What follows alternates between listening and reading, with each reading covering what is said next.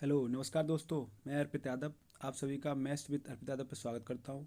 उम्मीद है आप सभी अच्छे होंगे और साथ ही साथ अपनी पढ़ाई भी अच्छे से कर रहे होंगे। इसी इसी के साथ साथ आपका ये दूसरा सेट आज जो यूपीएसआई का है, जिसमें हम लोगों ने प्रीवियस ईयर क्वेश्चन पेपर जिसमें डिस्कस कर रहे हैं। तो उसी के साथ ये दूसरा सेट आपका स्टार्ट हो रहा है और अब तो आपकी एग्ज़ाम डेट भी आ गई है, तो अब ज़्यादा टाइम भी नहीं बचा हुआ है। तो साथ साथ प्रैक्टिस भी करें। और ये जो प्रैक्टिस सेट चलाए जा रहे हैं ये प्रीवियस ईयर क्वेश्चन तो सॉल्व करा ही रहे हैं आपको। साथ ही साथ इसमें आपको ये भी पता लग रहा है कि नए कॉन्सेप्ट से कैसे डिस्कस करें। क्वेश्चन सॉल्व करना तो सही है, बट है क्या कि 160 क्वेश्चन आपको मिलेंगे, इसमें टाइम आपको 2 घंटे का होगा तो 120 मिनट। तो होता क्या है कि बहुत बार क्वेश्चन हमें आते हैं बट हम उनको टाइमली सॉल्व नहीं कर पाते हैं, जिससे क्या होता है कि पेपर छूट जाता है। या मैथ्स करते रहे तब तक पता लगा जीएस के क्वेश्चन छूट गए या हिंदी छूट गई या रीजनिंग छूट गई। तो बेटर ये होगा कि हम क्वेश्चन टाइमली सॉल्व कर पाएँ। और वो हम जब कर पाएंगे जब हमारे पास तरीके होंगे, वो आसान तरीके होंगे। ऐसा नहीं है कि बहुत लेंथी मेथड लगा हुआ है। ये क्वेश्चन जो हम 10 से 12 सेकंड में सॉल्व कर सकते थे उसमें हमने 1 से 2 मिनट लगा दिए, या जो क्वेश्चन हम 4 से 5 सेकंड में हो सकता था उसमें हमने 1 मिनट लगा दिया। तो ये सब हम ध्यान में रखेंगे। तो इसीलिए ये सेट आपके लिए बहुत महत्वपूर्ण हो रहे हैं। तो आपको प्रैक्टिस तो कर ही रहे हैं इसमें, उसके बाद आप नए नए तरीके जान रहे हैं जिसमें क्वेश्चन हम टाइमली सॉल्व कर पाएँ। ठीक है। दूसरी चीज़ इसमें ये है कि हम प्रैक्टिस सेट तो कर ही रहे हैं यहाँ से। दूसरा हमने जो चला रखा है कॉन्सेप्ट ऑफ द डे वाला। तो इस सेशन में क्या है, इसमें हम यूपीएसआई के जो पीवाईक्यू हैं उनके आधार पर मोस्ट रिपीटेड क्वेश्चन जिससे हमें चांस है कि ये वाले क्वेश्चन फिर से आ सकते हैं, तो उनकी हम वीडियो बना रहे हैं। 10 या 20 या 25 मिनट की जो वीडियो होगी जिसमें हम टाइप वाइज कंप्लीट कर रहे हैं। तो वहाँ से क्या है, वहाँ से आप अगर यहाँ पे आपको प्रैक्टिस सेट में दिक्कत आ रही समझने में, कोई चीज़ समझ नहीं पा रहे, तो आप वहाँ पे देखेंगे और जहाँ से हम एक टाइप के 4 से 5 या 6 से 7 क्वेश्चन करा देंगे जिससे आप समझ जाएंगे कि हाँ ये टाइप के क्वेश्चन है और इसका आसान सा सॉल्यूशन ये है। ठीक है, जिससे आपको दिक्कत नहीं आएगी। तो चलते हैं, ये आपका 100 डेज़ का टारगेट है जिसमें हम 60 डेज़ में ये कंप्लीट कर लेंगे, प्रैक्टिस सेट भी और प्लस सारा कुछ ये जो कॉन्सेप्ट ऑफ द डे है, जिससे हमें सारे टाइप वाइज भी कंप्लीट हो जाएंगे। बाद में आपकी प्रैक्टिस का भी टाइम मिल जाएगा। ठीक है, तो बढ़ते हैं आगे। तो आपका ये पहला क्वेश्चन है, चलिए देखते हैं। जब किसी वस्तु को 18,122 रुपये बेचा जाता है तो यह इसी वस्तु को 9,061 रुपये में बेचे जाने पर होने वाली हानि से 21% अधिक लाभ अर्जित करती है। तो वस्तु का क्रय मूल्य क्या है? हमसे ये कह रहा है अगर वस्तु को 18,122 रुपये में बेचा जा रहा है और अगर ये 90,61 रुपये में बेची जा रही है, मतलब 9,061 रुपये में बेचे जाने पर होने वाली हानि से 21% अधिक लाभ अर्जित करती है। मतलब अगर एक्स है वस्तु का रेट, तो इससे जो हानि हो रही है उससे अगर 18,122 में बेच रहे हैं तो 21% अधिक लाभ अर्जित करता है। तो मतलब अगर यहाँ से अगर 100 रुपये की हानि हो रही है तो जो लाभ हो रहा है वो 121% का हो रहा है, 121 यूनिट का हो रहा है।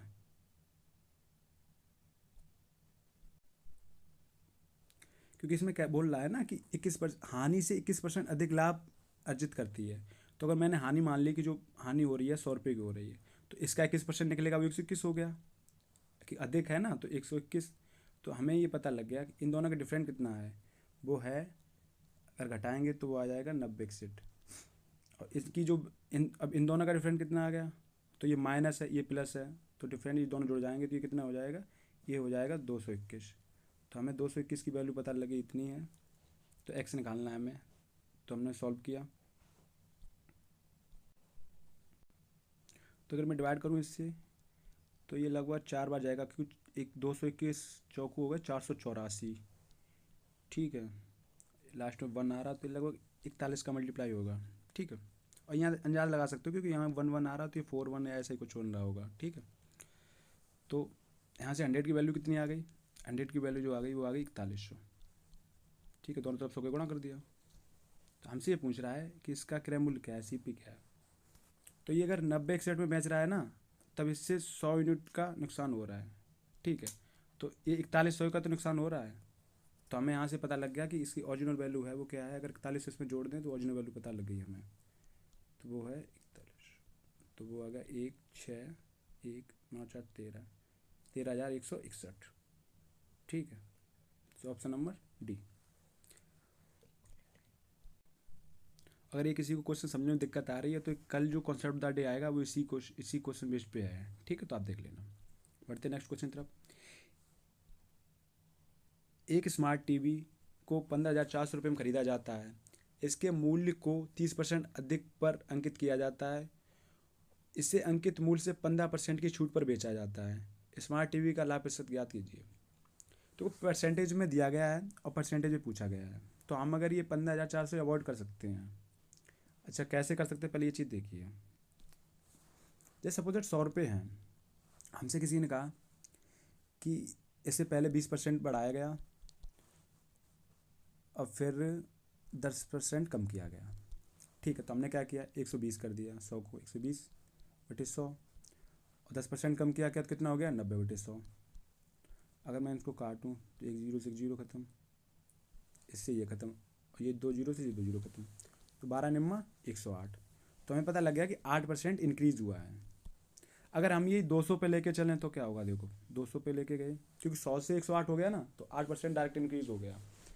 अगर ये मैं 200 पे लेके चल रहा हूँ तो 200 से क्या हुआ, 120/100 इंटू 110/100।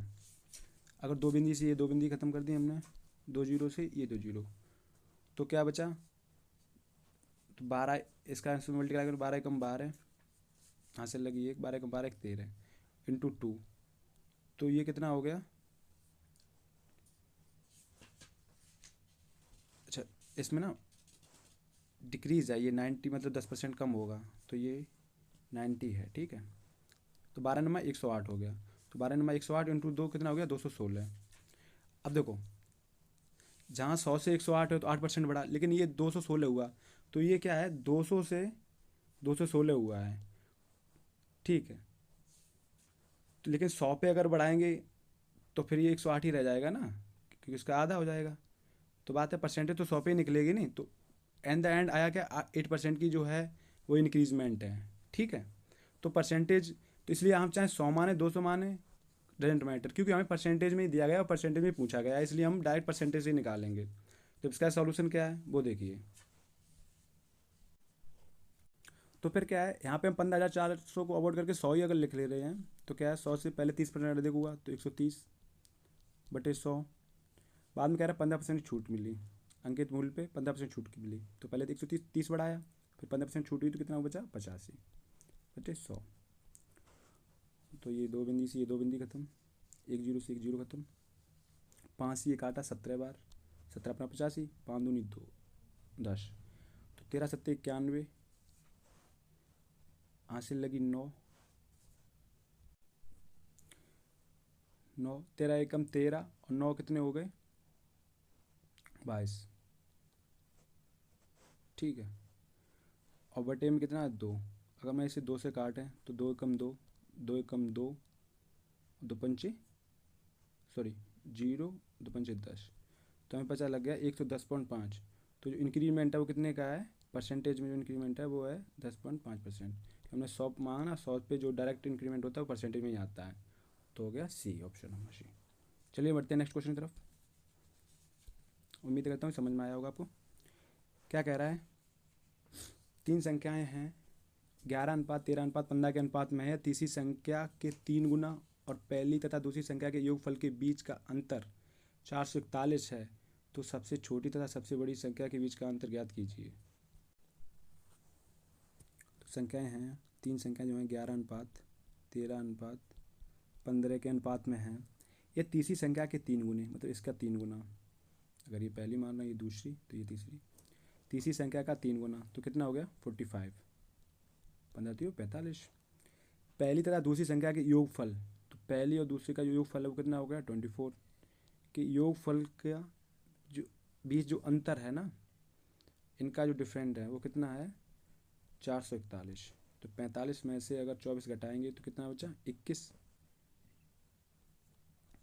ठीक है, 21 की वैल्यू हमें कितनी दी गई 441, तो 21 का स्क्वायर ही 441 होता है, तो मतलब 21 एकम 21, तो तो ए की वैल्यू आ गई 21, हमसे पूछा गया।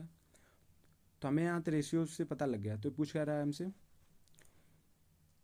सबसे छोटी तथा सबसे बड़ी संख्या के बीच का अंतर होता है, ज्ञात कीजिए। तो सबसे छोटी संख्या तो 11 है और सबसे बड़ी संख्या क्या है 15। इनके बीच का अंतर है वो कितना है, 4 यूनिट का है। ठीक है, इसमें एक काम ऐसे भी कर सकते हैं, अगर आपको समझने में दिक्कत है इसको x मान लो, तो ये 11x हो गया। यहाँ से आप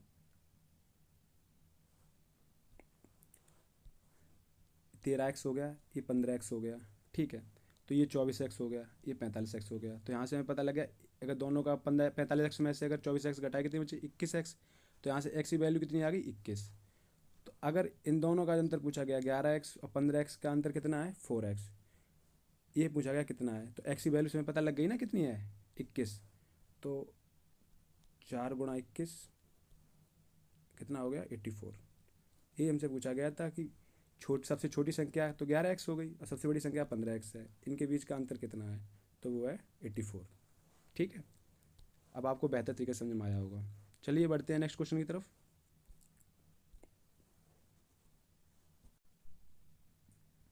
ए किसी कार्य को 82 दिनों में कर सकता है, बी इस कार्य को 123 दिनों में कर सकता है और सी इसी कार्य को अकेले 164 दिनों में कर सकता है। पहले दिन ए अकेले कार्य करता है और दूसरे दिन बी और सी मिलकर काम करते हैं और तीसरे दिन ए और सी मिलकर कार्य करते हैं। यदि वे चक्र को दोहराते हैं तो संपूर्ण कार्य को कितने दिनों में समाप्त किया जाएगा। पहले आप ना आसान चीज़ समझिए, इसमें आपको एक दिक्कत आ रही होगी कि एफिशिएंसी कैसे निकाले। जैसे मैंने मान लिया ए ना 12 दिनों में काम पूरा कर रहा है और बी कर रहा है 15 दिनों में। ठीक है,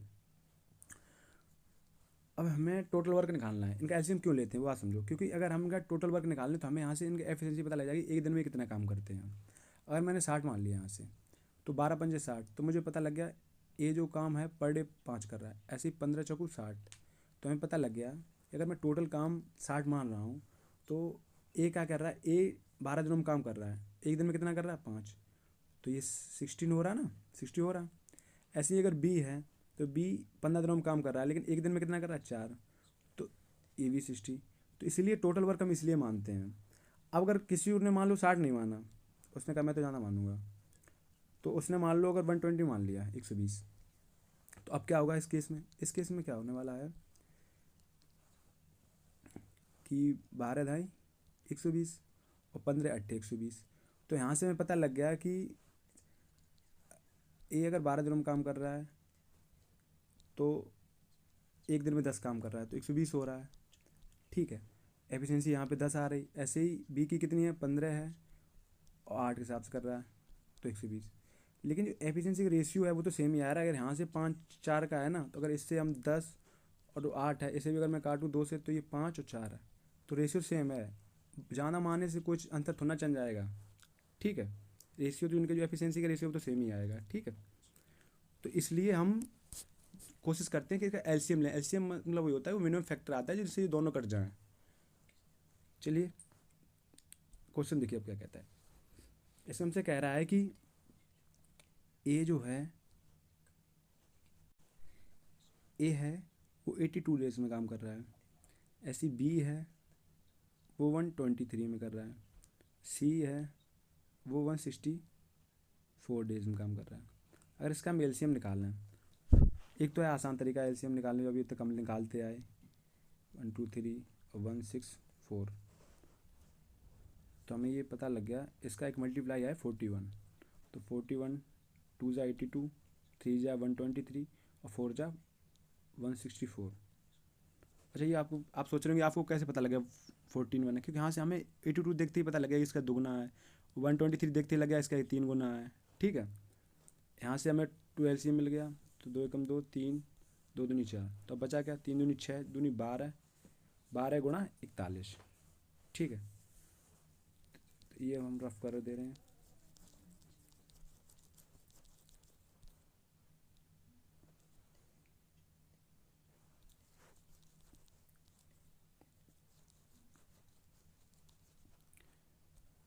अभी देखिए यहाँ से तो 41 मिल गया, 12 गुणा मिल जाता है। ठीक है, तो 4 गुणा 3 भी लिख सकते हैं हम। ठीक है, इतना मिला, हमें पता लग रहा है। देखो 41 का अगर इसको डायरेक्ट एफिशिएंसी पता है कैसे निकालते हैं? देखो 41 इसमें आ ही रहा है, 41 आ रहा है, इसमें 2 का मल्टीप्लाई मैंने कर दिया तो 2 × 2 ये है, ठीक है, और 3 ये आ रहा है। तो हमें पता लग गया 41 दूनी 82, तो ये हो रहा है पूरा, बच क्या रहा है 2 × 3 बच रहा है, तो ये 3 दूनी 6 इसकी एफिशिएंसी हो गई, ठीक है। ऐसे ही क्या है कि 41 × 3 है तो 4 बच रहा है ना, तो इसकी 4 एफिशिएंसी हो गई, एफिशिएंसी मतलब कार्य क्षमता। ऐसे ही 41 × 4 है तो बच कितना रहा 3, तो मुझे पता लग गया सी की 3 हो गई। तो यहाँ से हमें पता लग गया ए की जो कार्य क्षमता पर डे की है वो 6 है, बी की है वो 4 है और सी की है 3 है। लेकिन हमसे क्वेश्चन क्या कह रहा है, पहले दिन ए अकेला कार्य करता है, तो पहले दिन ए अकेला कार्य किया तो कितना काम हुआ पहले दिन में 6। दूसरे दिन बी और सी मिलकर काम करते हैं, तो बी और सी मिलकर काम करते हैं, दूसरे दिन में काम कितना हुआ 7, तो बी और प्लस सी, तो दूसरे दिन में हो गया 7 काम। तीसरे दिन क्या है, ए और सी मिलकर काम करते हैं, तीसरे दिन ए और सी करते हैं, तो ये काम हो गया 9, तो ए प्लस सी तीसरे दिन जो काम हो रहा है वो हो रहा है 9। तो हमसे पूछा टोटल काम संपूर्ण कार्य जो है कितने दिनों में पूरा करेगा, और यही चक्कर हमेशा रहेगा। तो हमें पता लगा पहला दिन ये, दूसरा दिन ये, तीसरा दिन ये, ठीक है, पहला दूसरा और तीसरा। तो हमें पता लगा 3 दिन में जो काम ये कितना कर रहे हैं, देखो 9 6 15 और 7 22, तो हमें पता लग गया 3 दिन में ये 22 काम कर ले रहे हैं, ठीक है। तो 3 दिन में अगर ये 22 काम कर रहे हैं तो हमें टोटल काम कितना कराना है, वो ये है काम। तो 41 चौकू तो 164 हो ही गए, इंटू 3, तो तिचौकू 12 की 2, यहाँ से लगी 1, तिचक 18 1 19, यहाँ से लगी 1 3 1 4, तो टोटल काम जो होने हैं वो 492 होने हैं, ठीक है। अब यहाँ पे अगर मैं देखते हैं 3 दिन में 22 काम कर रहे, अगर मैं इसमें 20 का गुणा दोनों तरफ कर दूँ तो क्या हो गया, 20×60, तो 60 काम कितने दिन में हो जाएगा, 60 दिनों में काम कितना हो गया, वो हो गया 440, ठीक है। अब 60 दिन में 440 काम हो गया, अभी भी 92 तक पहुंचने के लिए हमें 52 काम कराना है। अगर 3 दिन में ये 22 कर रहे हैं, यहाँ से 3 दिन में 22, तो 6 दिन में कितना हो गया 44 काम, तो हमें पता लग गया 66 दिन में जो है काम 44 हो गया। नेक्स्ट पेज ले रहे हैं यहाँ से, नेक्स्ट पेज 66 दिन में जो काम हो रखा है कितना हो गया 440 ये और 44 ये, तो 440 प्लस का 44, तो हो गया 484, ठीक है। टोटल हमें जो काम कराना वो कितना कराना 492। अब हमें पता लगा जो पहले दिन का काम था वो कितना था 6, बी सी दूसरे दिन कम कर रहे वो कितना 7, और ए प्लस सी तीसरे दिन वो कर रहे 9। अब अगर बारी आएगी तो किसकी आएगी, पहले दिन इसकी आएगी, क्योंकि यहाँ तक काम कंप्लीट हो चुका, क्योंकि बारी पहले दिन तो इसकी, फिर दूसरे दिन, तीसरे दिन ऐसी ऐसे, फिर चौथे दिन इसकी, पाँचवें दिन इसकी, छठे दिन, तो यही तो क्रमबद्ध दिन का चल रहा है।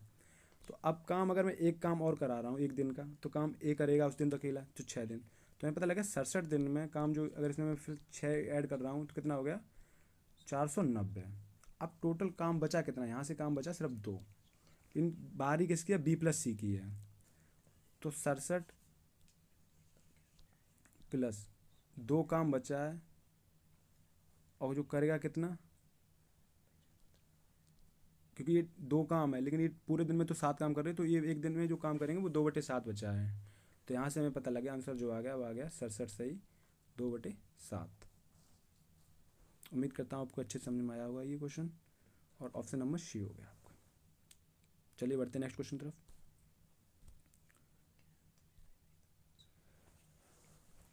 यदि ए का अर्थ जोड़ना है, बी का अर्थ गुणा है, सी का अर्थ घटाना है, डी का अर्थ विभाजित है मतलब भाग है, तो ये पूछ रहा है इसकी वैल्यू क्या होगी, तो 10। डी का अर्थ क्या है, डी का अर्थ दिया गया हमें भाग, तो भाग 2। ए का अर्थ है जोड़ना प्लस 5, बी का अर्थ क्या है गुणा, गुणा तो क्या है 3, तो 2 से काटा ये 5, तो 5 प्लस 5 15, तो कितना आ गया 20।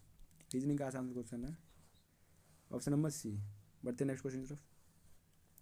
2 वर्षों के लिए 22,000 रुपये की एक राशि पर चक्रवृद्धि ब्याज और साधारण ब्याज के बीच का अंतर 220 रुपये है, तो वार्षिक ब्याज क्या है, इसका फॉर्मूला है। अगर 2 वर्ष का जब भी निकाला जाए तो क्या है, फॉर्मूला दिया गया है ब्याज बराबर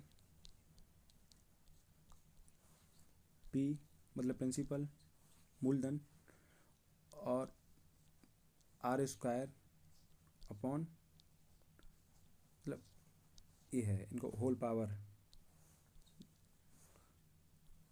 आर बटे 100 का होल स्क्वायर। ठीक है, तो डायरेक्ट निकलता है। अच्छा, ब्याज कितना दिया दिया 2 साल का, 2 साल का दिया गया 220। ठीक है, पी कितना है 22,000 इंटू आर निकालना है तो आर स्क्वायर हो गया। ठीक, और बटे में अगर ये 100 है तो इसका भी स्क्वायर होगा, तो 100 गुणा 100। तो अभी देखो, एक बिंदी, दो बिंदी से ये दो बिंदी खत्म हो गई, एक बिंदी से एक बिंदी खत्म हो गई, 22 से ये 10 बार गया, तो ये आएगा 10 10 100 हो गया, तो ये हो गया 100 is equal to R square. तो आर आर कितना हो गया, मतलब स्क्वायर इससे हटेगा तो 10 बचेगा। तो यहाँ से हमें जो पूछा गया है कि ब्याज दर कितनी है, वो है 10%। चलिए बढ़ते हैं नेक्स्ट क्वेश्चन की तरफ। 26 सेंटीमीटर त्रिज्या वाले अर्धगोले का कुल पृष्ठीय क्षेत्रफल ज्ञात कीजिए। अर्धगोले का कुल पृष्ठीय क्षेत्रफल कितना होता है, वो टोटल सरफेस एरिया जो होता है वो होता है 3 पाई r स्क्वायर। क्योंकि अर्धगोला होता क्या, वो ऐसा होता है अर्धगोला,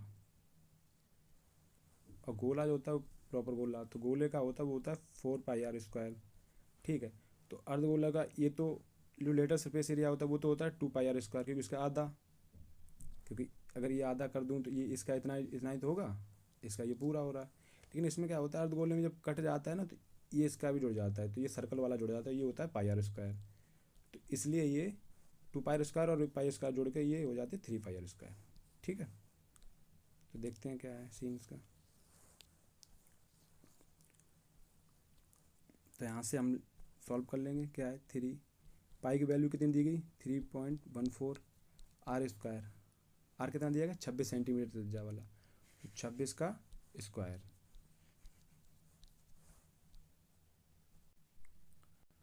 तो करते हैं सॉल्व।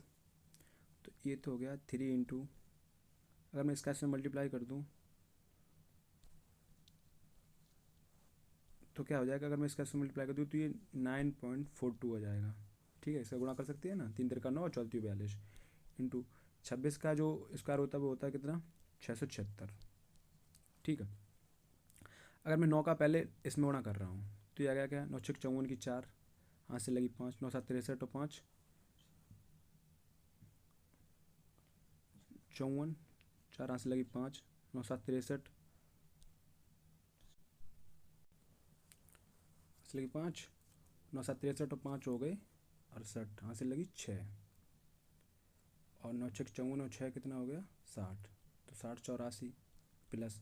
अब क्या है कि 676 में हम 42 का गुणा करना है, तो 42 का तो टेबल आ नहीं रहा, तो मैं क्या करूँ 14 गुणा 3 कर ले रहा हूँ, तो 14 चौछिंग 84 की यहाँ से लगी 6, 6 7 98 और 8 8 हासिल हो गई ना 84 का 8, तो वो 106, तो यहाँ से लगी 10, चौछिंग 84 और 10 94, 0.2 अंक बाद आया तो 0.2 अंक बाद लगेगा इंटू 3, तो 3 का गुणा हो गया 3 चौक 12 2 हासिल लगी 3 6 18 19 हासिल लगी 3 चौक 12 13 हासिल लगी 3 27 28, तो कितना हो गया 28.3 2283.92, इसमें ऐड कर देंगे तो ये हो गया 6367.92, ऑप्शन नंबर बी। ठीक है, आसान सा है, थोड़ा कैलकुलेशन है, और उसमें क्या कैलकुलेशन तोड़ कर लेंगे तो आसान पड़ जाएगी। चलिए बढ़ते हैं नेक्स्ट क्वेश्चन की तरफ।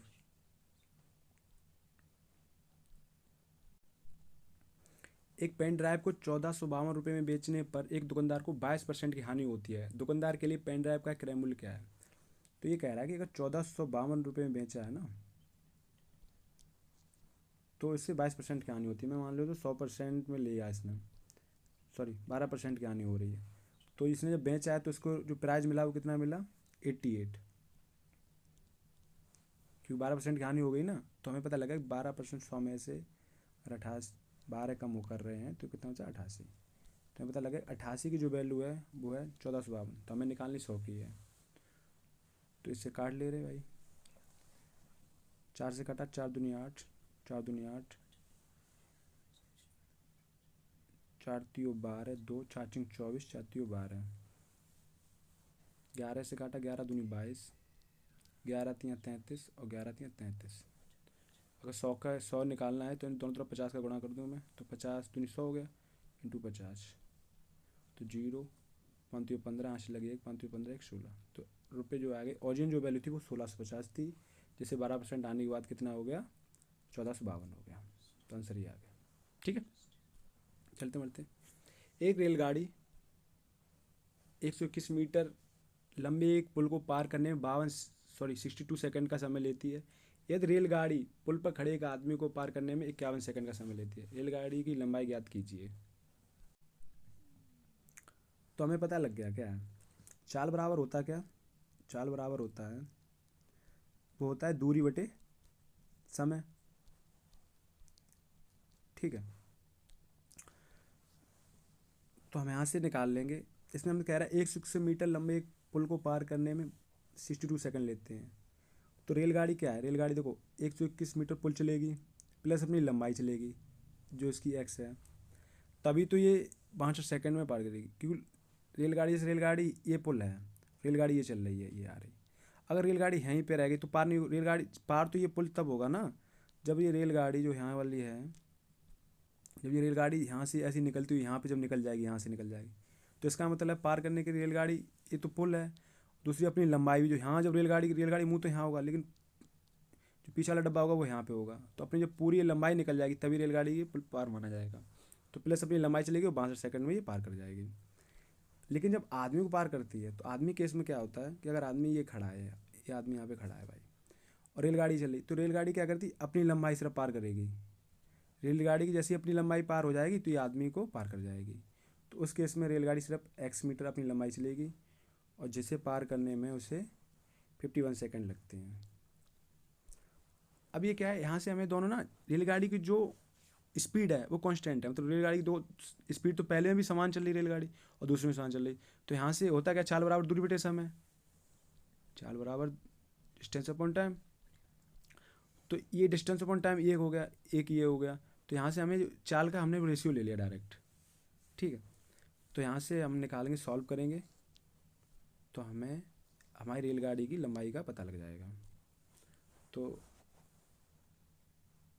एक है कि हम गुणा कर लिया, क्या किया हमने, 51 का इधर किया और 62 का इधर किया, तो 51 एक्स हो गया इधर, 51 एक्स प्लस 51 एक 51, यहाँ से लगी 5, 51 दूनी 102 और 5 107 हो गई, तो यहाँ से लगी 10, 51 एक 10 एक 61, ये हो गई 62 एक्स। जब इसका ऐसे में मल्टीप्लाई होती है 62 एक्स, ये 51 एक्स इधर से होगा तो ये हो गया 11 एक्स, और ये है 61 71। तो 11 से अगर हम काटेंगे तो 11 पंजे 55। ठीक है, बचा कितना 6, तो 11 चिंग 66, 11 एकम 11, तो हम एक्स जो लंबाई रेलगाड़ी की लंबाई आ गई वो हमें आ गई 561 मीटर। एक तरीका तो ये है। दूसरा तरीका इसका क्या है, वो आसान सा तरीका ये है कि हमें दिया गया कि 62 सेकंड में रेलगाड़ी क्या करती है, 121 मीटर का पुल भी पार कर देती है अपनी लंबाई, वहीं ये 51 सेकंड में रेलगाड़ी एक आदमी पार करती है, तो इसका मतलब अपनी लंबाई कितना पार करती है। तो इसमें दोनों डिफरेंट क्या है, डिफरेंट दोनों में ये आ गया कि 11 सेकंड में रेलगाड़ी, 11 सेकंड में रेलगाड़ी जो है, 11 सेकंड में रेलगाड़ी देखो यहाँ भी एक्स मीटर तो ये अपनी यहाँ भी जा रही, यहाँ भी जा रही, तो जाना क्या जा रहा है, जाना ये जा रहा है कि 11 सेकंड में 121 मीटर की पार कर रही है, तो 11 सेकंड में अगर 121 मीटर पार कर रही है तो एक सेकंड में कर रही है वो 11, एक सेकंड में 11। तो हमसे पूछा गया है कि रेलगाड़ी की लंबाई, का रेलगाड़ी की लंबाई एक्स है और जिसको एक्स में पार करने में उसे 51 सेकंड लग रहे हैं, तो हम यहाँ इसका डायरेक्ट मल्टी कराएंगे, तो 11 एकम 11, यहाँ से लगे 11 पंजे 55 एक 56, तो हो गया 561, और यही आंसर इधर आ रहा था। ठीक है, तो इससे आसानी से समझ सकते हैं। चलिए बढ़ते हैं नेक्स्ट क्वेश्चन की तरफ। ये टाइम एंड वर्क का ही है। ए किसी कार्य को 1140 दिनों में कर सकता है, वी इसी कार्य को 2288 दिनों में करता है, तो एक साथ कार्य करते हुए कितने में पूरा करेंगे। इनका एलसीएम मान लिया हमने 2280, तो हमें यहाँ से दिख रहा है ये 2 गुना है ना, तो इसकी एफिशिएंसी 2 आ गई, इसकी 1 आ गई, तो मतलब अगर ये पर डे 2 काम कर रहा है तो ये 1140 दिनों में कर ले रहा है, और ये एक काम कर रहा है तो 2280 दिन में, तो आप समझ चुके होंगे। लेकिन हमसे पूछ रहा है कि टोटल वर्क हमने 2280 माना है, तो पूछ रहा है ये दोनों मिलके काम कितने दिनों में पूरा करेंगे। ये दोनों कर कितना है, 3 काम कर रहे हैं, तो कितने दिनों में हो गया, 321, 1 3 6 18, तो वो हो गए 760 दिन। आसान से क्वेश्चन है, आप ऊपर समझ चुके हैं, वैसे ही है ये। चलिए बढ़ते नेक्स्ट क्वेश्चन तरफ। एक हॉस्पिटल सॉरी एक व्यक्ति हॉस्टल से कॉलेज तक 20 किलोमीटर प्रति घंटे की गति से साइकिल चलाता है और 17.5 मिनट देरी से पहुंचता है। यदि वह 24 किलोमीटर प्रति घंटे की गति से साइकिल चलाता तो 17.5 मिनट जल्दी पहुंचता। हॉस्टल और कॉलेज के बीच की दूरी ज्ञात कीजिए। ये वही कॉन्सेप्ट है जिसमें डिस्टेंस सेम है। देखो चाल बराबर होता है क्या, चाल बराबर होता है दूरी बटे समय। मतलब दूरी बराबर हो गया चाल गुणा समय, ठीक है। मतलब इधर इसका हमने गुणा कर दिया। अब देखो बात क्या है, अगर मान लो दूरी 60 है और इसकी चाल अगर 15 है तो टाइम इससे 4 लगेगा। वहीं दूरी तो सेम ही है, अगर इसकी चाल मैं 4 कर दूँ, अगर चाल कर दूँ तो समय कितना इससे 15 लगेगा घंटे, क्योंकि अगर 15 की स्पीड से जा रहा है तो 4 घंटे में 60 किलोमीटर कवर कर लेगा। अगर 4 किलोमीटर प्रति घंटे जा रहा है तो इसे 15 घंटे कवर लेगा। तो इसका मतलब यह है कि दूरी अगर सेम है तो ये चाल जो गुणा होगा इनका रेशियो पलट जाएगा, ठीक है। अब यहाँ क्या कह रहा है, इस क्वेश्चन में क्या कह रहा है वो देखिए। हमसे क्वेश्चन में दिया गया है कि पहले तो ये अगर 20 किलोमीटर प्रति घंटा की स्पीड से जा रहा है तो ये 17.5 मिनट देरी से पहुंचता है, और ये 24 किलोमीटर के हिसाब से जा रहा है तो ये 17.5 मिनट जल्दी पहुंच जाता है। अगर मैं इनका रेशियो निकालूँ तो इसका रेशियो कितना आ गया, 4×5 = 20, 4×6 = 24। अगर ये स्पीड का रेशियो है तो टाइम का कितना हो जाएगा, टाइम का हो गया 6 और 5, क्योंकि डिस्टेंस तो सेम ही है। अब क्या है, अब ये कह रहा है अगर ये 5 की स्पीड से जा रहा है तो यहाँ पहुँचने में इसे 17.5 मिनट देरी से पहुँचता है, और ये 6 की स्पीड से जा रहा है तो ये 17.5 मिनट जल्दी पहुँच जाता है। लेकिन इन दोनों का जो वो है डिफरेंट है, वो तो एक है, 1 यूनिट है, ये दोनों जुड़ जाएंगे क्योंकि कम हो जाने वाला है ना, तो इनका अंतर जो है वो जुड़ जाएगा। तो एक की वैल्यू आ गई, वो आ गई 33 मिनट। तो हमें यहाँ से पता लग गया जो स्पीड है, स्पीड अगर 20 की है तो यहाँ से हमें टाइम पता लग गया कि 6, क्योंकि एक की वैल्यू एक की जो डिफरेंट है वो 33 मिनट का आ गया, तो 6 की कितना हो गया, 6×33। और हमें अगर मिनट में बदलना है, घंटे में अंत वो निकालना है स्पीड, तो बटे 60 का गुणा कर दिया तो 20×60 हो गया, तो 3×2 = 6, तो 2×35 कितना हो गया, वो हो गया 70। तो हमें पता लगा जो डिस्टेंस है वो 70 की स्पीड है, सॉरी जो दूरी है वो है 70। मे भी बहुत से कम लोगों को समझ में आया होगा ये, बट यहाँ इस टॉपिक पे हम ना क्वेश्चन कर लेंगे 4 5 7 8 भी कर लेंगे कॉन्सेप्ट द डे में किसी दिन, तो उस दिन आपको ये जो कॉन्सेप्ट है आपका क्लियर हो जाएगा। बट अभी के लिए आप ये इतना सीख लीजिए कि अगर डिस्टेंस है सेम है तो स्पीड और जो टाइम का रेशियो है वो उलट जाता है। चलिए बढ़ते हैं नेक्स्ट क्वेश्चन तरफ। एक गुरुत्व श्रेणी का प्रथम पद 15 है और सार अनुपात 4 है, तो इसके 4 पदों का योगफल ज्ञात कीजिए। ये तो आप कर चुके हैं, गुरुत्व श्रेणी वाला तो कर चुके हैं। तो इसका क्या है, 4 पदों का जो फॉर्मूला है वो क्या है, मतलब इसका सम का फॉर्मूला है वो SN (r⁻n−1/r−1)। तो ए कितना दिया गया है, प्रथम पद है ए कितना 15, आर सार अनुपात जो होता है वो कितना दिया गया 4, जिसे कॉमन रेशियो बोलते हैं। हमें 4 एन कितना दिया गया, एन दिया गया है 4, क्योंकि 4 पदों तक का योग चाहिए। तो S4 ए कितना है 15 और आर 4⁻4−1 अपॉन में क्या है 4−1, तो 15, तो 4−1 कितना हो गया 3 हो गया, तो 3 से 15 कट गया तो कितना बचा, जैसे मान लीजिए 4−1 कितना हो गया 3, 3 से 15 कट गया 5 बार, तो 5, 4⁻4 कितना होता है, वो होता है 4×16, 4×64, 4×256, 256 में से एक गया तो हो गया 255, 255 का 5 में गुणा करेंगे तो क्या हो गया 55×25 5, यहाँ से लगी 2, 55×25 और 2 27, यहाँ से लगी 2, 5×2 = 10 और 2 12, तो ये 4 संख्या का सम जो आ गया हुआ है 1275, ऑप्शन नंबर ए। और किसी को भी गुरुत्व श्रेणी या जीपी की कोई भी प्रॉब्लम आ रही है तो जीपी की इसमें क्लास पड़ी हुई है, पढ़ा रखा है मैंने, तो वहाँ से अगर आप पढ़ लेंगे इसमें कोई दिक्कत नहीं है, 1 सेकंड का क्वेश्चन है आपके लिए। चलिए बढ़ते हैं आगे। ये कुछ नहीं, सिंप्लीफिकेशन का आसान सा क्वेश्चन है। इसमें ना यहाँ पे बस एक मिस्टेक है, वो है यहाँ प्लस नहीं है, ये है डिवाइड है यहाँ पे, ठीक है। तो यहाँ पे जो दिया गया है वो भाग है। तो अब क्या है, आसानी से सब जोड़ लेंगे। क्या किया, यहाँ से ये जोड़ लिया हमने, 3 3 4 6.3333। ऐसे ही क्या है, यहाँ पे कितना है, 3346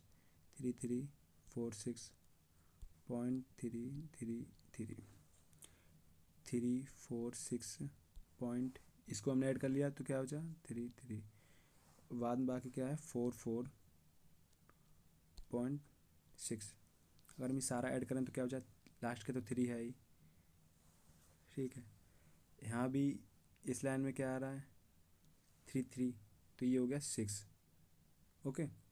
उसके बाद 3 3 3 9 ये हो गया, और ये 6 तो इस लाइन का है ना, 3 3 6 और 6 12, तो ये हो गया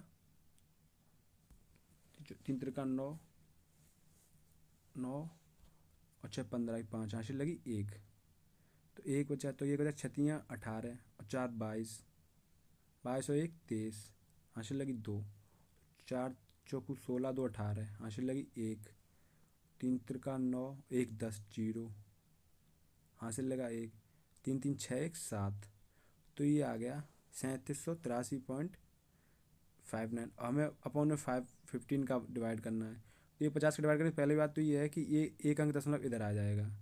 तो अगर 5 से ये काट रहे तो क्या बचा, 5 7 35, बच्चे कितने 2, 5 चौको 20, बचा कितना 8 बचा, तो 5 एकम 5, 3 बचा, 5 छक्का 30, तो ये लगभग ये आएगा 4741। तो एक ही ऑप्शन है ये 67, ठीक है। आसान सा है, उसमें जोड़ के आपको डिवाइड करना है। चलिए बढ़ते नेक्स्ट क्वेश्चन की तरफ। ये भिन्नात्मक रूप दिया गया, तो इसमें क्या बार किस पे लगा हुआ है, वो लगा हुआ है, इसको हम ऐसे भी लिख सकते हैं 4126 पे वार।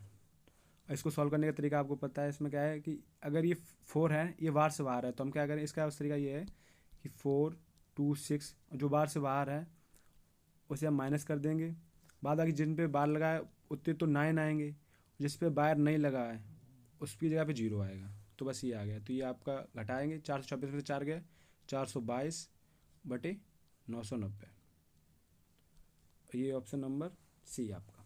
चलिए बढ़ते हैं नेक्स्ट क्वेश्चन। श्रेणी का पद है, समांतर श्रेणी का है, ये पहला पद ये है, उसमें पूछा है 151 पदों का योग ज्ञात कीजिए। तो एन फॉर्मूला क्या है, सम ऑफ एन नंबर का है, वो है n/2 plus 2a plus n-1 into D. तो यहाँ जो a है वो है प्रथम पद, फर्स्ट, ठीक है। n है नंबरों की संख्या, मतलब जितने नंबरों का योग पूछा गया, तो 151 दिया गया। d है डिफरेंट कितना है, तो इनका डिफरेंट कितना है, वो है 13 का 13 का। तो a कौन सा, a है 243, तो हमें जो दिए गए वो हम लिख ले रहे हैं। तो हम सॉल्व कर लेंगे, क्या है, तो हम n आ गया 151/2, 2a तो 2 गुणा 243 प्लस n, तो 151 में से एक गया तो कितना बचा 150, तो 150 इंटू डी 13, ठीक। अगर हम सॉल्व कर रहे हैं यहाँ से, तो देखो 2 से ये 2 ख़त्म और 2 से ये काटा 75 बार, क्योंकि अगर मैं 2 का डिवाइड करूँगा दोनों में कट गया। तो अब बाहर बचा वो क्या बचा 151, अंदर क्या बचा 243 और प्लस 75 गुणा 13, तो 13 का गुणा अगर मैं 75 में करूँ तो 13 पंजे 65, 5 यहाँ से लगी 6, 13 7 91 और 6 97, तो 97।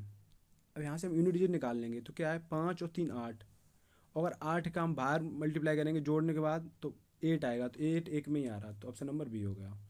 फालतू का मल्टीप्लाई नहीं करते रहेंगे। चलिए बढ़ते हैं नेक्स्ट क्वेश्चन की तरफ। पी क्यू का औसत वार 51 किलोग्राम है, यदि पी तथा क्यू का औसत वार 45 किलोग्राम है और क्यू तथा आर का औसत वार 46 किलोग्राम है, तो क्यू का वार ज्ञात कीजिए। देखो औसत होता क्या, औसत होता है सभी संख्याओं का योग बटे संख्याओं की संख्या कि नंबर कितने हैं। जैसे मान लो 3, इसमें दिया गया है पी क्यू का औसत वार, तो P plus Q plus R का औसत वार है मतलब 3, वो कितना दिया गया 51। तो हमें यहाँ से P plus Q plus R का योग है वो पता लग गया, वो कितना है 153। ठीक है। ऐसे ही पी प्लस क्यू का दिया गया कितना 45, तो पी प्लस क्यू का योग आ गया, दो संख्याएं तो दो गुणा हो जाएगा, तो ये 90 आ गया। वैसे ही क्यू प्लस आर का औसत दिया गया वो 46 है, तो इसका योग कितना आ गया 92। अच्छा, औसत में आपको अगर दिक्कत हो रही थी बात समझिए। जैसे हमसे कहा जाए, जैसे हमसे बोला जाए कि तीन संख्याओं का औसत, जैसे ए प्लस बी प्लस सी, तीन संख्याओं का औसत 45 दिया गया या 15 दिया गया, तो हमें हमसे पूछा गया इसका योग क्या होगा। तो तीन संख्याओं का औसत वो होता है संख्याओं का योग बटे संख्याओं की संख्या कितनी। तो हमें पता लगा तीन संख्याओं का योग ए प्लस बी प्लस सी और औसत में 3 का डिवाइड किया, तो हमें पता लगा यहाँ से जो योग आ रहा है ना इनका, वो आ रहा है 45। अगर औसत 15 है तो इनका योग 45 हो गया। ऐसे ही मान लो चार संख्याओं का औसत, हमें पता लग गया कि चार संख्याओं जो औसत है वो 20 है। अगर योग निकालना है तो हमें पता है कि 4 गुणा 20, तो हमें पता लग गया कि जो योग होगा वो 80 होगा। ठीक है। ऐसे ही औसत हमें दिया गया, पांच संख्याओं का औसत 25 है, पांच संख्याओं का जो औसत है वो हमें दे दिया गया 25 है। हमसे पूछा योग निकाली, तो योग क्या औसत होता क्या है। जैसे मान लो चार संख्याएं देंगी, 1 3 4 7 8, हमें बोला गया चार संख्याओं का औसत, इनका औसत निकाल लिए, तो हम क्या करेंगे इन चार संख्याओं का जोड़ देंगे और भाग जितनी संख्या है उनका भाग कर देंगे। तो 4 3 7 7 14, 14 और 8 कितने हो गए 22, तो 22 बटे संख्या कितनी है 4, तो हमें औसत यहाँ से पता लग गया 4 पंचे 20 पॉइंट 4 पंचे 20, तो हमें पता लगा 5.5 जो है इनका औसत है। तो औसत क्या है यहाँ इनके बीच में आ रहा है। ठीक है। तो औसत होता है चारों संख्याओं का। वैसे ही मान लो जैसे चार लोग हैं, उन्होंने किसी को 2 टॉपी दे दी, किसी को 3 टॉपी दे दी, बाद में पता लगा कि औसत समान, मतलब कि अगर 12 टॉपी हैं, हमने किसी को एक दे दी, एक को 2 दे दी, एक को 4 दे दी, तो 1 2 3 और 4 7, एक को हमने 5 दे दी। ठीक है। 4 लड़के हैं, हमें टॉपी हमने बांट दी और हमसे पूछा गया इनका औसत क्या दिया, तो हमें पता लग गया कि 12 टॉपी हमने बांटी हैं, कितने में 4 लड़कों में, तो 4 थी और 12, तो प्रत्येक को जो टॉपी का औसत गया वो 3 का गया। तो अगर मैं 3 का गुणा 4 में कर दूंगा तो वो भी 12 निकल आएगा। ठीक है। अब समझ आ गया होगा आपको। तो इसमें हमसे दिया गया पी प्लस क्यू का कितना योग है 92, और पी प्लस क्यू का 92 और क्यू प्लस आर का, मतलब पी प्लस क्यू का 90 है और क्यू प्लस आर का 92। तो अगर मैं इनको जोड़ दूँ तो पी प्लस 2 क्यू हो जाएगा यहाँ से, और प्लस का आर, तो ये हो गया 2 9 9 18 182। लेकिन पी प्लस क्यू आर का जो है वो 153 है, तो इसमें क्यू क्यू क्यू जो है ना एक एक्स्ट्रा है, क्यू का ही हमें बाहर पूछा गया है। तो अगर मैं इनमें से ये घटा देंगे तो क्यू बाहर निकल आएगा।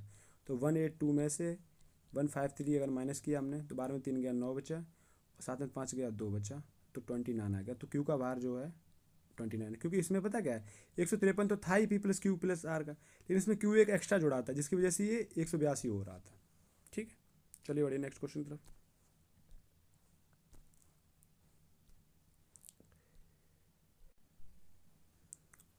42 मीटर 63 मीटर 84 मीटर 105 मीटर की लंबाई को पूर्णतः मापने के लिए उपयोग किए जाने वाली अधिकतम लंबाई ज्ञात कीजिए। तो इसका हम एस सी एफ निकालेंगे, 42 63 84 और 105। ये क्वेश्चन पता क्या कह रहा है, क्वेश्चन समझिए, अगर क्वेश्चन आपको समझ आएगा तो आप खुद ही निकाल लेंगे। लंबाई को पूर्णतः मापने के लिए उपयोग किए जाने अधिकतम लंबाई, ऐसी कोई वो कह रहा है कि ऐसा कोई मेजरमेंट होता है, इस लंबाई का मेजरमेंट होना चाहिए जिससे ये सारी लंबाई नाप जाए।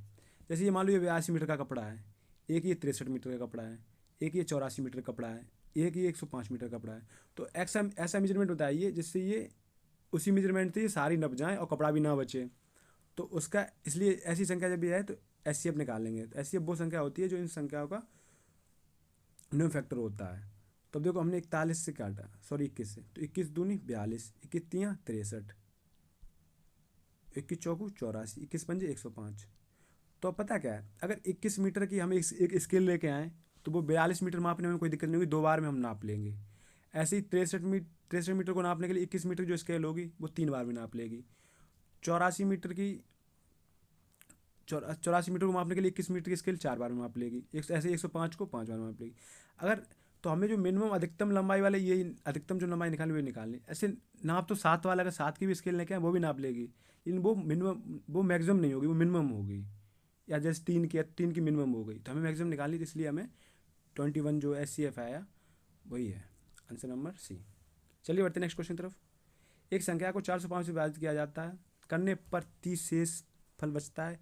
इसी संख्या को 27 से विभाजित करने पर शेषफल क्या बचेगा? तो देखो होता क्या, भाज्य बराबर होता है भाजक गुणा भागफल प्लस का शेषफल। ठीक है, जैसे ये हम ऐसे लिखते हैं, ठीक है, ये भाज्य होता है, ये भाजक होता है जो हम यहाँ लिख लेते हैं, यहाँ भागफल लिखते हैं जो आप बचपन से करते आए। ठीक है, और यहाँ पे हो गया शेषफल। तो ये तुम करते हैं, इसमें इसका गुणा, इसमें इसका जो आता है वही इसका कर देते हैं। तो अब क्या करना है, हमें दिया गया है कि 405 से विभाजित किया जाता है। अगर हम 405 से विभाजित करते हैं किसी संख्या को तो 30 शेषफल बचता है। अगर मान लो यहाँ x मान लो हमने, और एक बार गया और प्लस का 30 और बच गया, तो क्या हो गया, तो x बराबर हो गया क्या, 405 भाजक 1 और प्लस का 30। एक ही जगह पर हम 2 भी मान लेंगे, आंसर सेम ही आएगा। तो ये संख्या अगर मैं 435 मान लें, अगर मैं 435 को 405 से डिवाइड करेंगे तो 30 ही शेषफल बचेगा। बस यही कह रहा है क्वेश्चन। अब पूछ रहा है हमसे इसी संख्या को 27 से विभाजित करने पर शेषफल क्या बचेगा, तो हम कर देंगे 27 से विभाजित इस संख्या को। तो अगर हम कर रहे हैं यहाँ से 435 को 27 से विभाजित कर रहे हैं, तो 27 एकम 27 कितना बचा, 13 में 7 गया, 6 बचा और 1 बचा, तो 165। इसको अगर 6 बार काटेंगे तो 6 7 42 की 2 वहाँ से लगी 4, 6 दूनी 12, 4 16, तो बच कितना आ रहा, 3। ये आंसर हो गया। चलिए बढ़ते हैं नेक्स्ट क्वेश्चन तरफ। 3 मित्र ABC ने व्यापार में 2:3:4 के अनुपात में निवेश किया। 6 महीने बाद C अपनी आधी पूंजी निकाल लेता है। यदि 1 वर्ष के लिए कुल अर्जित लाभ 1,10,000 रुपये है, तो C द्वारा प्राप्त लाभ क्या है? इन्होंने का जो रेशियो है 2:3:4। पार्टनरशिप में क्या होता है, पार्टनरशिप का जो होता है, जो प्रॉफिट होता है, लाभ, वो इन्वेस्टमेंट इनटू टाइम पे डिपेंड करता है कि आपने रुपए कितने इन्वेस्ट किए और कितने टाइम तक समय दिया। ठीक है, तो इसमें भी बस क्या है, इसमें मुझसे कह रहा है कि 1 वर्ष के लिए कुल अर्जित लाभ, तो इसमें कह रहा है लेकिन 6 महीने बाद C अपनी आधी पूंजी निकाल लेता है। तो अगर मैं इसको 20 मान लूँ, 30, क्योंकि रेशियो अपने हिसाब से कुछ भी कर सकते हो, 100 का मैंने 10 का गुणा कर दिया। अब 20 जो रुपये है वो तो 12 महीने में के लिए लगे, क्योंकि प्रॉफिट तो इन्वेस्टमेंट पे डिपेंड करता है, टाइम 1 वर्ष के लिए बोला गया है। ऐसे ही 30 है, वो 12 महीने के लिए लगा। लेकिन इसके C के साथ प्रॉब्लम है कि C अपनी आधी पूंजी निकाल लेता है 6 महीने बाद। तो पहले तो इसने C 40 लगे रहे इसके 6 महीने के लिए, लेकिन बाद में 20 जो है वो 6 महीने लगा इसका। तो इसका कितना हो गया, 240, 12 दूनी जो, और 12 36, 360। लेकिन C का क्या है, पहले तो 6 चौक 24, 240 इसका ये हो गया, और 6 दूनी 12, 120 ये हो गया। तो मतलब 360 रुपये इसका, 360 इसका इन्वेस्टमेंट हुआ टोटल। तो यहाँ से जो प्रॉफिट का रेशियो जो है, लाभ का जो रेशियो है, यहाँ से डायरेक्ट निकल के आएगा। तो अगर मैं 0 से, ये 0 खत्म हो गया, 12 से काटा, 12 दूनी 24, 12 3 36, 12 3 36, तो 2:3:3 के अनुपात में आ गया। लेकिन हमें जो प्रॉफिट मिला है वो कितना है, 1,10,000 रुपये है। और C का पूछेगा तो C का कितना है, 3। टोटल कितना है, 3 3 6 2 8। तो यहाँ से हम निकाल लेंगे 3 और 8, हमसे निकाला कितना, 11, इतना ही है। ठीक है, अब यहाँ से पता है ये कैलकुलेशन लंबी हो सकती है, लेकिन हमें एक चीज़ समझ में आ गया क्या, एक तो इसमें 3 का मल्टीप्लाई होगा, और 3 का मल्टीप्लाई देखो इसमें है 4 2 6, 6 2 8 5 13, तो ये आंसर नहीं हो सकता है। 4 3 7, दो नौ, नौ पाँच 14, 14 3 से नहीं कटेगा क्योंकि 3 के मल्टीप्लाई का रूल है कि जो संख्या का योग है वो 3 से कटना चाहिए। 4 4 8, दो 10 5 15, ये कट सकता है। 4 1 5, दो 7 5 12, ये भी कर सकता है। लेकिन एक चीज़ और हमें दिख रही है, वो है कि 11 का भी मल्टीप्लाई होनी चाहिए, 11 संख्या 11 से करनी चाहिए, और 11 से ये संख्या नहीं कट रही है, तो आंसर होगा ये। बाद बाकी करने के लिए तो आप इसको फिर 8 से ये डिवाइड करके मल्टीप्लाई कर लेंगे तो आंसर ये आ जाएगा। चलिए बढ़ते हैं नेक्स्ट क्वेश्चन की तरफ।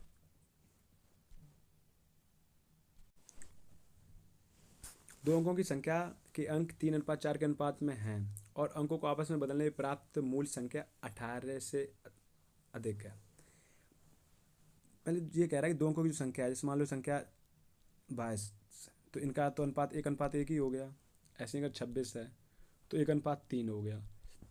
अंकों का जो अनुपात है ये बता रहा है ये, ठीक है। तो आपको समझ आ गया अंकों का अनुपात की सीन क्या है। लेकिन ये कह रहा है और अंकों को आपस में बदलने में प्राप्त संख्या 18 से अधिक है। तो पहली बात अंकों का अनुपात यहाँ पे देखो 7:0 है, 7:1 है। यहाँ पे 6 और 9 है, अगर इसको मैं डिवाइड करूँ 3 दूनी 6 तो 2:3 है। तो पहली बात एक ही संख्या है, वो है 68। अगर इसका रेशियो देखेंगे तो ये है 3:4, 2 से अगर काटेंगे।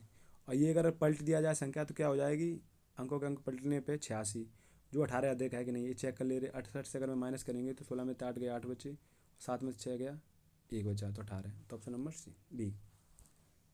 आसान से क्वेश्चन था। नेक्स्ट बढ़ते हैं। ये पूछ रहा है 3400 का 75% का 30% का 40% का 20% का मान क्या है। तो डायरेक्ट निकालेंगे। 3400 75% का मतलब 3/4, 30% का मतलब 3/10। अगर किसी को परसेंटेज में दिक्कत आ रही है तो परसेंटेज की क्लास में पड़ी हुई है, वो एक बार आप देख के आइए। 40% हो गया 2/5 और 20% हो गया 1/5। सॉल्व कर लेंगे तो 0 से 1 0 ख़त्म, 2 से ये 2 ख़त्म और 2 से ये 17, ठीक है। बचा यहाँ पे 10 बचा, तो 5 दूनी 10, 5 से ये ख़त्म। तो हमारे पास बचा कितना, 17 गुणा 9 गुणा 2/5, तो 7 दूनी 34, 34 गुणा 9 अगर करें तो 9 चौक 36 की 6, हासिल लगी 3, 9 चौक 36 6 हासिल लगी 3, 9 3 27 और 3 30। अगर मैं 5 से काटूंगा तो 5 छक्का 30, 5 एकम 5, 5 दूनी 10। तो आंसर जो आ गया वो आपका 61.2। बढ़ते नेक्स्ट क्वेश्चन की तरफ। साधारण ब्याज पर निवेशित धन की राशि 15 वर्षों में अपने आप का 3 गुना हो जाती है। ज्ञात कीजिए कि समान दर पर राशि अपने आप का 13 गुना कितने वर्षों में होगी। देखो 3 गुना हो रही तो इसका मतलब 2 ब्याज मिल रहा है, और 2 ब्याज कितने दिनों में मिल रहा है, 15 वर्षों में। लेकिन हमें क्या 13 गुना करना है, तो 13 गुना का मतलब है 13 गुना करने के लिए 12 ब्याज मिलेगा, ठीक है 12। तो इसको 12 करने में 6 का गुणा करना पड़ा, 2 से 12, तो इसको भी 6 का करना होगा, 15 6 90। तो वो टोटल जो ईयर होंगे वो 90 ईयर। आसान सा था क्वेश्चन। बढ़ते हैं नेक्स्ट। आईटी विभाग में छात्रों की संख्या ज्ञात कीजिए। तो टोटल स्टूडेंट कितने हैं, वो हैं 12,200।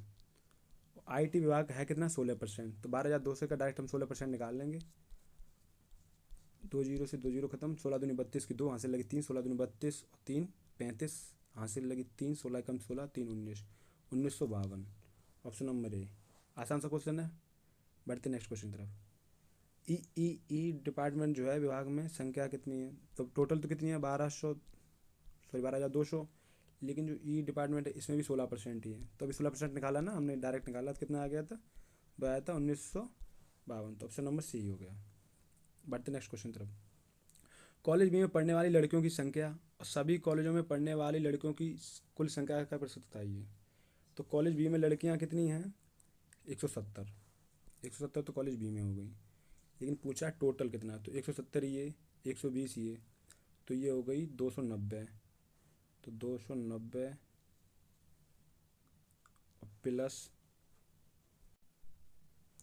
290 और 165 105 कितने हो गए, एक 270 और प्लस के 270 और प्लस के 120 कितने हो गए? 390। तो 390, तो ये जो 9 9 18 की 8 यहाँ से लगी एक, तीन तीन छः, 668। तो हमें यहाँ से पता लग गया जो टोटल लड़कियों की संख्या है वो 68 जीरो। ठीक है, एक परसेंटेज पूछा गया तो 170 का कितना हो गया? 100। तो एक बिंदी से ये बिंदी खत्म, 7 चौको 68, 4 से 25, तो 25%। तो बी में पढ़ने वाली जो लड़कियों की संख्या है वो 25% है। कॉलेज ए में पढ़ने वाली लड़कियों की संख्या और ई में पढ़ने वाले लड़कों की संख्या कितना परसेंट है? कॉलेज ए में तो लड़कियां कितनी है? 120। और ई में पढ़ने वाले लड़कों की संख्या से कितने परसेंट? लड़के कितने हैं ई में? लड़के ई में है 90। तो 90 से कितना? 30 अधिक है, और लड़कों से अधिक है तो लड़के नीचे आएंगे, इंटू 100। तो बिंदी सुंदी खत्म, 3 3 9। तो तो ये हो गया 33 सही 3 3%, मतलब ऑप्शन नंबर 4। चलिए बढ़ते नेक्स्ट क्वेश्चन की तरफ। दी गई श्रृंखला में प्रश्न चिन्ह के साथ बनाइए। तो एक्स यहाँ पे एक्स के साथ कितना है? 24। ई के साथ 5, मतलब ई की भी 5 वैल्यू होती है और 5 दिया भी गया। 10 का जे का जो वैल्यू होती है अल्फ़ाबेट में वो 10 नंबर पे होता है, तो 10 दिया गया। ऐसी एम 13, तो 7 किस पे होता है? सेम वन होता है जी का। ठीक है, आसान सा था। बढ़ते नेक्स्ट क्वेश्चन। एक लॉन में एक आदमी उत्तर दिशा के मुख खड़ा है। दिशाएं यही तो होती हैं, नॉर्थ साउथ ईस्ट वेस्ट, उत्तर दक्षिण पूरब पश्चिम। तो उत्तर दिशा का ये दक्षिणाव्रत दिशा में 45 डिग्री घूमा। दक्षिणाव्रत मतलब दक्षिण की ओर, तो ऐसे घूमा, ये ऐसे दक्षिणाव्रत होता है, ये वामाव्रत होता है, इधर उल्टा होता है, तो ये वामाव्रत। ठीक है, तो ये 45 घूमा, क्योंकि पूरा तो 90 है, तो ये 45 इतना हो गया। उसके बाद वामाव्रत 135 घूमा, तो ये 15 तो ये हो गया और 90 ये हो गया, तो इधर आ गया यहाँ पे। तो ये पूछ रहा आप किस दिशा की तरफ सम्मुख खड़ा है, किस तरफ मूव करेंगे? तो वेस्ट की तरफ करेंगे। चलिए बढ़ते नेक्स्ट क्वेश्चन। पेराइड ऑफ लॉइंस, तो इसमें पूछा गया कि क्वेश्चन मार्क की तरफ क्या है? तो जो लाइन्स का जो ग्रुप होता है ना उसको प्राइड बोलते हैं। तो ये पूछा है लियोपर्ड्स के ग्रुप को क्या बोलते हैं? शेरे का जो शेरों का जो समूह होता है उसे प्राइड बोलते हैं। तो लियोपर्ड्स बोल रहे हैं कि तेंदुओं के समूह क्या बोलते हैं? तो उसे लीप बोलते हैं। ठीक है, ऑप्शन नंबर सी। चलिए बढ़ते हैं नेक्स्ट क्वेश्चन। ये दिए गए हैं स्टेटमेंट क्या है? क्या सार्वजनिक स्थानों पर धूमपान पर प्रतिबंध होना चाहिए?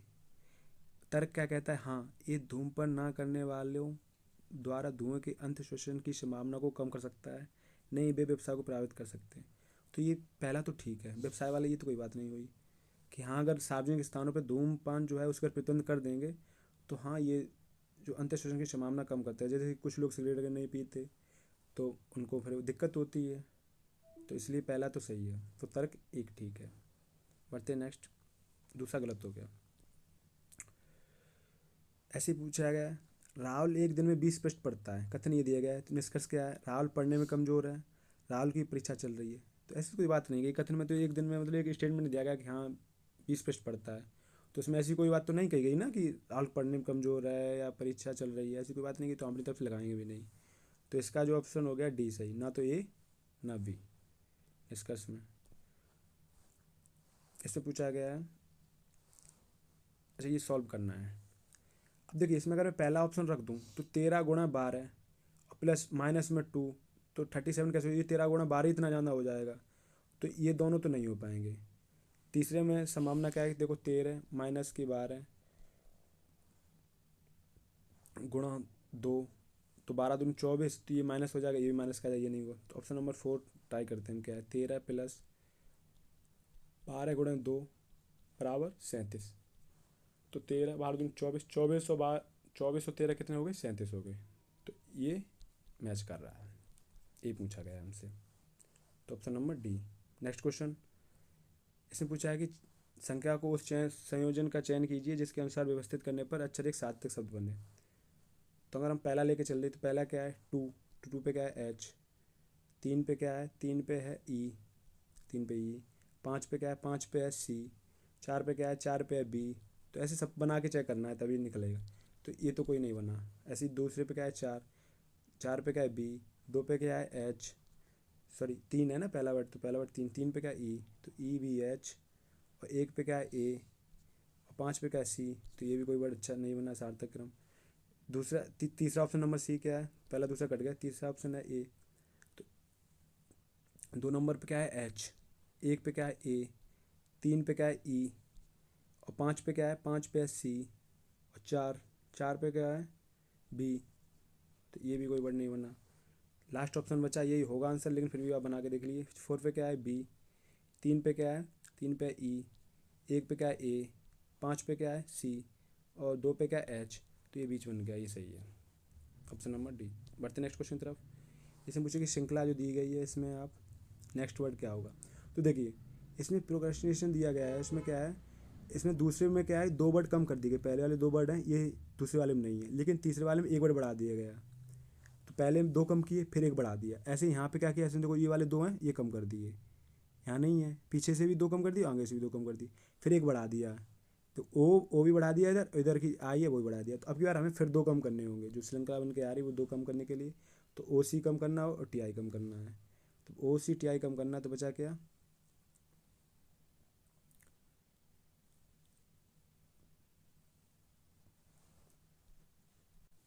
तो हमारे पास बचा क्या, RASTINA। तो ये जो ऑप्शन नंबर आ गया आपका सी। ठीक है, बढ़ते नेक्स्ट क्वेश्चन की तरफ। 7 मई 2120 को सोमवार है, तो 7 मई 2125 सप्ताह कौन सा दिन होगा। देखो दिन सेम है, सॉरी डेट सेम है, और जो ईयर में अंतर है, तो 21 मई, 7 मई और 2125। अब ये देखिए इसमें क्या होता है कि अगर पर ईयर क्या होता है कि एक दिन बढ़ता है, लेकिन अगर लीप ईयर में 2 दिन आगे बढ़ते हैं, अगर साल अगर चेंज होती है तो। अब यहाँ पे लीप ईयर कितनी पड़ेगी, 2020 वाली तो है, लेकिन बात क्या है कि 7 मई के बाद है, तो वो 20 वाली काउंट नहीं होगी। तो 21 में लीप ईयर नहीं है, 22 में नहीं है, 23 में नहीं है, 24 के एक लीप ईयर पड़ेगी, और 25 में लीप ईयर नहीं है। तो ये वैसे तो ये टोटल ईयर 5 हुई, बट एक लीप ईयर, तो 1 डे एक एक्स्ट्रा हो जाएगा, तो वो क्या होंगे 6 दिन एक्स्ट्रा होंगे, और 6 दिन एक्स्ट्रा होंगे। अब या तो आप सोमवार से 6 दिन एक्स्ट्रा जोड़ लें, या क्या होता है कि आप एक दिन पीछे कम कर लें, तो क्योंकि इन दोनों का काउंट जैसे मान लो 5 दिन एक्स्ट्रा आ गए, तो हम 5 दिन ना करके -2 भी करेंगे ना, दिन पीछे गिनेंगे, तब भी आंसर सेम ही आएगा। इन दोनों का योग सेम होना चाहिए, तो एक ट्रिक है। तो हम -1 भी कर सकते हैं। तो सोमवार से पहले कौन सा दिन आता है, रविवार, तो ये डायरेक्ट रविवार निकल आएगा। आसान सा क्वेश्चन है, आगे बढ़ते हैं इसके। डी के को LS लिखा जाए तो FM को क्या लिखा जाए। डी के की क्या हो 4, 11 को इनकी के की 11 हो गई, तो 12, L की 12 हो गई, और S की कितनी है 19। तो ऐसे ही F का कितना है, F का 6 और M का 13 है। तो पूछा गया क्या निकलेगा। देखो एक तो क्या है कि 8 जोड़ रहे हैं, 4 में 8 जोड़ा 12 हो गया, ऐसे 11 में 8 जोड़ा 19 हो गया, और इन दोनों का डिफरेंट है वो 7 का है, 12 7 19, ऐसे 11 4, तो ऐसे 6 और 7 का कितना हो गया 7 है, सही है। तो इसमें अगर मैं जो वर्ड जोड़ेंगे 8 जोड़ेंगे तो 14, 14 पे क्या आता है N। ऐसे ही 21 में अगर मैं 8 जोड़ेंगे तो क्या आता है U, तो NU इसका आंसर हो गया। जो पैटर्न यहाँ से बन रहा है तो ये पैटर्न बना के बना दिया। नेक्स्ट क्वेश्चन, कंक्लूजन क्या है, सभी बोल समान है, सभी बोल समान है, सभी गीत बोल हैं। तो हमसे निष्कर्ष में पूछ रहा है सभी गीत समान हैं, तो गीत समान है, ठीक है पहला सही है। और सभी सामान बोल हैं, सभी सामान बोल हैं, नहीं दूसरा नहीं है, तो ऑप्शन नंबर पहला। अच्छा इसके पीछे आप थोड़ा जान लीजिए, जैसे क्या होता है 100%, 100 इस 100-50 वाला रूल है। तो अगर मैं सभी को 100 मानता हूँ, जहाँ सभी को हम 100 लेते हैं, सभी को, और कुछ को हम लेते हैं 50, 100 का अगर आपने पढ़ा होगा। अब इसमें क्या होता है कि 100 50 से 100, जैसे हमसे पूछ लिया, जैसे क्वेश्चन दिया गया है सभी फल फूल हैं, तो हमने सभी को तो ये 50 मान लिया, लेकिन ये फूल कुछ हैं तो ये 50 हो गए। अगर हमसे कंक्लूजन में ये निकाला जाता है कि कुछ फूल फल हैं, तो ये सही हो जाएगा। लेकिन हम ये दूसरा कंक्लूजन ये निकल रहा है सभी फल फूल हैं, तो भी सही है। लेकिन हमसे सभी फूल नहीं होता, कि सभी फूल का तो ये 50 है, तो 50 का 100 में नहीं बदलेगा। ऐसे ही ये क्या है, सभी गीत सामान है, तो गीत सभी तो 100 है, और सामान है, तो ये दोनों कंक्लूजन ऐसे बन गए 100-50 का। तो सभी गीत सामान है, ये सही बात है। लेकिन क्या है सभी सामान, तो सामान का तो ये 50 ही है ना, 100-50 वाला, तो इसलिए ये सभी सामान बोल नहीं हो सकते हैं, तो इसलिए पहला सही होगा सिर्फ। आपको दिक्कत होगी तो मैं इसके एक नई क्लास लगा दूंगा, उसमें सारे क्वेश्चन आपको करा दूंगा मैं। बढ़ते नेक्स्ट क्वेश्चन की तरफ, हो गए कंप्लीट है आपके। तो मिलते हैं आपको नेक्स्ट क्लास में। और चलिए बढ़ते हैं, नेक्स्ट क्लास में मिलते हैं। और आप साथ ही साथ ये प्रैक्टिस भी करते रहिए, और कॉन्सेप्ट ऑफ द डे वाली जो क्लास है वो भी लेते रहिए। और धीरे धीरे जैसे ही आप 10-15 प्रैक्टिस सेट लगाएंगे और बाद बाकी जैसे ही 15-20 कॉन्सेप्ट ऑफ द डे करे क्लास लेंगे, तो आपकी सारे जो मैं आपको अभी करा रहा हूँ अभी, शायद आपको बहुत सी क्वेश्चन में ना दिक्कत आ रही होगी कि ये कॉन्सेप्ट मैंने इतना शॉर्ट कैसे कर दिया।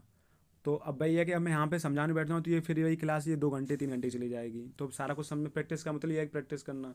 तो बहुत से लोगों को आता होगा तो फिर उनको डिस्टर्बेंस होगा कि इतना लेंथ क्यों बता रहे, इतना क्यों डिटेल में बता रहे। तो वो आपको मैं कॉन्सेप्ट ऑफ द डे जो लगा रहा हूँ क्लास, उसमें मैं आपको कॉन्सेप्ट बाई कॉन्सेप्ट आपको बहुत अच्छे समझाऊंगा कि ऐसा क्यों हो रहा है और किस लिए हो रहा है। ठीक है, तो कोई दिक्कत नहीं आएगी, तो बस आप पढ़ते रहिए। और जिनको ये आ रहा है अच्छे से, जिनने पढ़ रखा है, जिनका सिलेबस भी कंप्लीट हो रखा है, तो वो आराम से अपनी अच्छे से प्रैक्टिस कीजिए और क्वेश्चन को समझिए और पढ़ते चलिए। चलिए मिलते हैं नेक्स्ट क्लास में आपको मैं। नमस्कार।